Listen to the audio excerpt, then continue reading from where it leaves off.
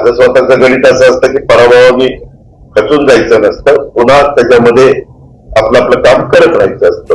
त्या बघून तिथले स्थानिक लोक त्याच्याबद्दलचा निर्णय त्या ठिकाणी घेतली. महापालिका निवडणुकीत भाजपला बहुमत चांगल्या प्रकारे मिळालेलं आहे. एकंदरीत पुणे आणि पिंपरी चिंचवडमध्ये राष्ट्रवादी काँग्रेसला सत्ता मिळाली असं का शेवटी मतदार राजा हा फार महत्वाचा असतो. प्रयत्न करणं हे प्रत्येक राजकीय पक्षाचं काम असतं.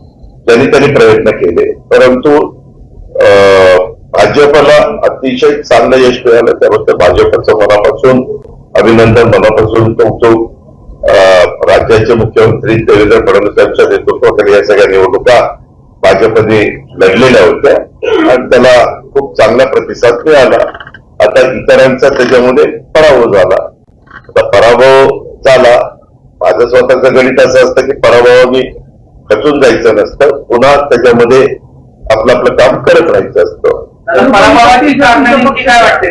बाबा, अजून 24 तास पण झाले नाही. या 3 वाजता निकाल लागला पहाटे काहींचे.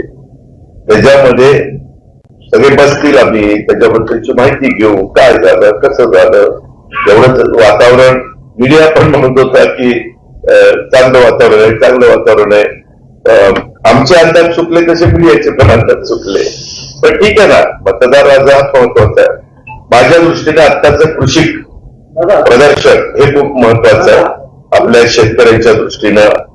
आणि माझ्या एकंदरीत महाराष्ट्र हा कृषीप्रधान राज्य आहे आणि त्याच्यामध्ये जेवढं शेतकऱ्यांना मी समाधानी करू शकू तेवढं एक तिथं आर्थिक सुबत्ता येण्याच्या करता मदत होत असते. महाराष्ट्रातील सर्व बातम्यांचे विश्वासार्ह व्यासपीठ, सकाळच्या सर्व सोशल मीडिया प्लॅटफॉर्मला लाईक, फॉलो आणि सबस्क्राईब करा. तसंच सर्व नोटिफिकेशनसाठी बेल आयकॉन प्रेस करायला विसरू नका.